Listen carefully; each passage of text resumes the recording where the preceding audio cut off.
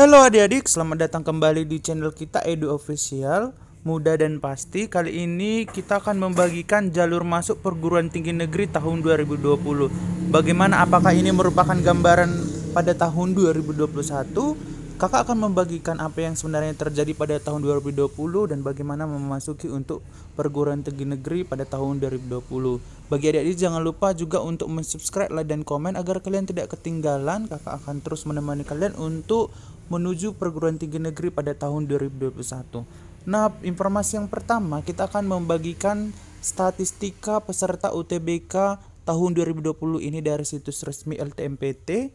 Yang pertama yaitu bahwa total peserta 713.237 peserta. Kemudian peserta tunanetranya itu ada 46, peserta yang hadir 662.404, di mana persentasenya itu 92,87%, dan peserta yang tidak hadir 50.826.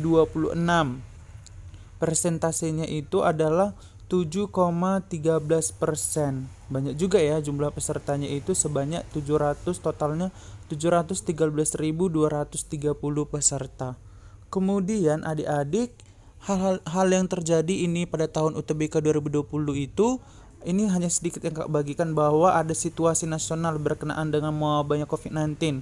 Maka pendaftaran UTBK dan pelaksanaan UTBK akan tetap dilaksanakan. Kemarin UTBK tetap dilaksanakan pada tahun 2020. Nah, tetapi materi tes disederhanakan, yaitu hanya TPS saja. Akan disesuaikan faktor pembobotan subtes berdasarkan program studi yang diambil. Sekali lagi, hal yang terjadi pada tahun 2020 kemarin UTBK bahwa soalnya hanya TPS saja dan disesuaikan dengan faktor pembobotan subtes berdasarkan program studi yang diambil. Kemudian kakak akan membagikan bahwa jalur penerimaan mahasiswa baru untuk program sarjana pada perguruan tinggi negeri. Yang pertama itu namanya SNMPTN, yaitu Seleksi Nasional Masuk Perguruan Tinggi Negeri.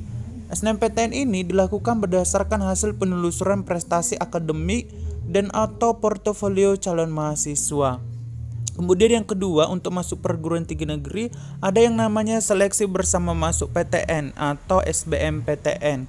Nah, SBMPTN ini dilakukan berdasarkan hasil uji tulis berbasis komputer atau UTBK yang sering kita kenal sama dengan UTBK, serta kriteria lain yang disepakati PTN.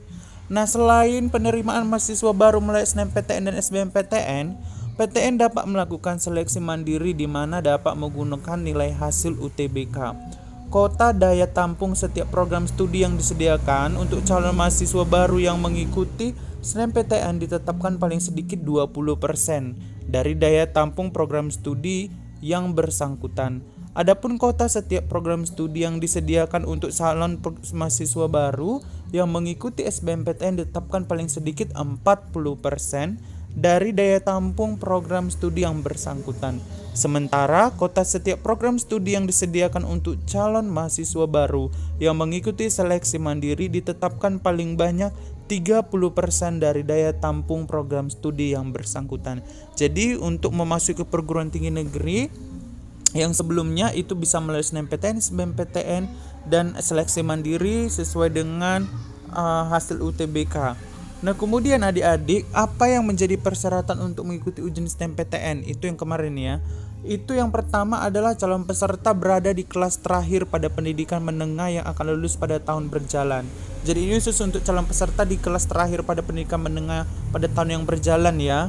Kemudian yang kedua, calon peserta memiliki prestasi akademik baik dan konsisten ditunjukkan dengan merupakan kota terbaik di sekolah dan dilakukan oleh LTMPT.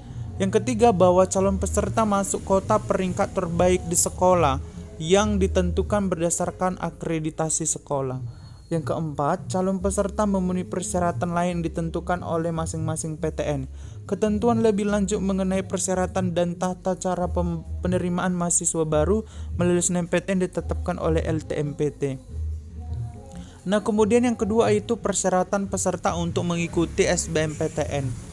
Pertama, peserta memiliki akun LTMPT. Yang kedua, peserta memiliki nilai UTBK SBMPTN yang masih berlaku. Dan yang ketiga, peserta telah memiliki ijazah atau surat keterangan lulus pendidikan menengah Dan yang keempat, lulusan pendidikan menengah maksimal 3 tahun terakhir.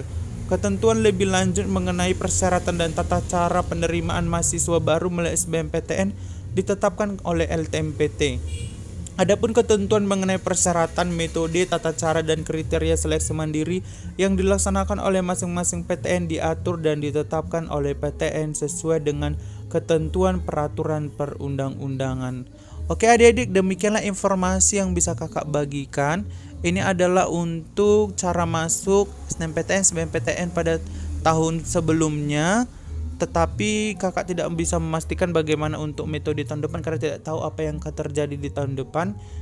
Tapi ini bisa digunakan sebagai gambaran untuk memasuki perguruan tinggi negeri pada tahun depan. Tetap semangat belajar, semoga bermanfaat. Salam edufisial. Bye.